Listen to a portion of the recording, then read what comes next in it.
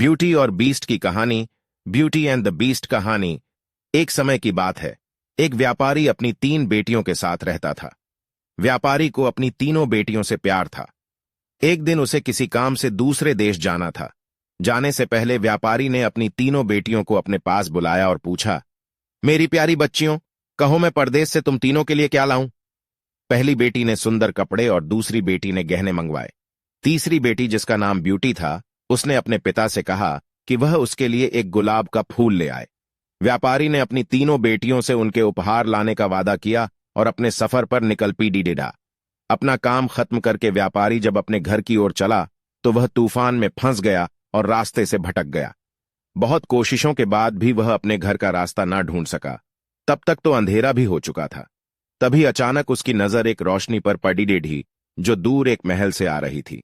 व्यापारी ने सोचा, शायद महल में उसे रात बिताने की जगह मिल जाए, इसलिए वह उस तरफ चल पड़ा।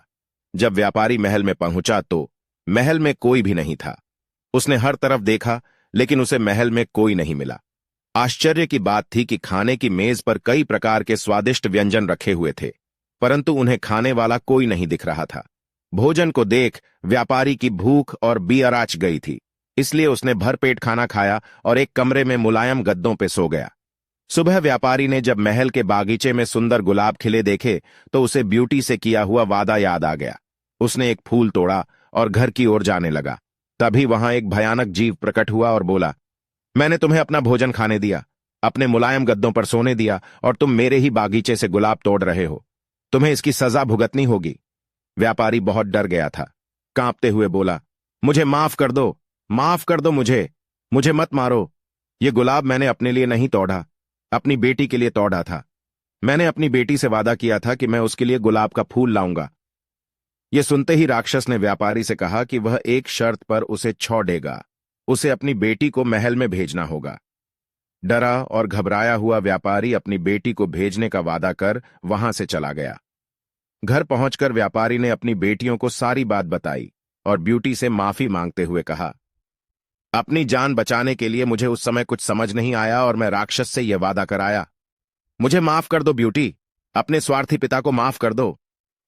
ब्यूटी ने अपने पिता के गले लगते हुए तसल्ली दी, आप बिल्कुल परेशान ना हो पिताजी, मैं आपका किया हुआ घबराई हुई थी। राक्षस का भयानक चेहरा देखकर वह बहुत डर गई, लेकिन राक्षस ने उसका खुले दिल से स्वागत किया। राक्षस ने उसे रहने के लिए अपने महल का सबसे अच्छा कमरा दिया और जब ब्यूटी आग के सामने बैठकर कढ़ाई करती तब राक्षस उसके पास घंटों तक बैठा रहता और उसे निहारता रहता। धीरे धीरे दोनों को एक दूसरे का साथ अच्छा लगने लगा और वे अच्छे दोस्त बन गए। अब वह दोनों सारा दिन एक दूसरे से बातें करते और खुश रहते। राक्षस को ब्यूटी बहुत अच्छी लगती थी और वह उससे शादी करना चाहता था, लेकिन डरता था कि ब्यूटी एक राक्षस से कभी शादी नहीं करना चाहेगी। बड़ी हिम्मत जुटाकर एक दिन उसने ब्यूटी से अपने दिल की बात कहने का फैसला किया। जब वह ब्यूटी के पास पहुंचा तो देखा कि ब्यूटी अपने पिता को याद करके बहुत उदास है। उससे ब्यूटी की उदासी देखी नहीं गई और उसने ब्यूटी को एक जादुई शीशा दिया जिससे वह अपने पिता को देख सके। ब्यूटी बहुत खुश हुई, लेकिन जब उसने अपने पिता को देखा तो वह बहुत बीमार थे। यह देख ब्यूटी ने राक्षस से अपने पिता से मिलने की इच्छा जताई। राक्षस ने उसे पिता से मिलने की इजाजत दे दी और 7 दिन में वापस आने को कहा। ब्यूटी ने तय समय में आने का वादा किया और अपने घर चली गई। ब्यूटी को सामने देख व्यापारी खुश हो गया और जैसे जैसे उसे पता चला कि राक्षस देखने में भले ही क्रूर हो, लेकिन वह दिल का बहुत ही नेक और दयालु है, व्यापारी की सेहत और सुधरती गई। परिवार से मिलने की खुशी में 7 दिन कब निकल गए ब्यूटी को पता ही नहीं चला। एक दिन ब्यूटी ने सपना देखा कि राक्षस की हालत बहुत खराब है और जल्दी ही मरने वाला है। अगले ही दिन वह महल वापस आ गई और उसने पाया कि राक्षस बगीचे में बेसुध पड़ेड़ा हुआ था, जैसे वह मर चुका हो। ब्यूटी उसे देखते ही रो पड़ी, तुम मुझे छोड़कर मत जाओ, मैं तुमसे बहुत प्यार करती हूं और तुमसे शादी करना चाहती हूं। मैं अपनी सारी जिंदगी तुम्हारे साथ बिताना चाहती हूं।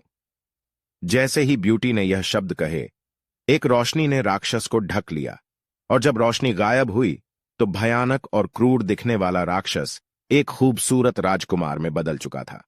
राजकुमार ने बताया कि एक दुष्ट जादूगरनी ने उसे एक राक्षस बना दिया था और सच्चे प्यार से ही उस जादू को तोड़ा जा सकता था।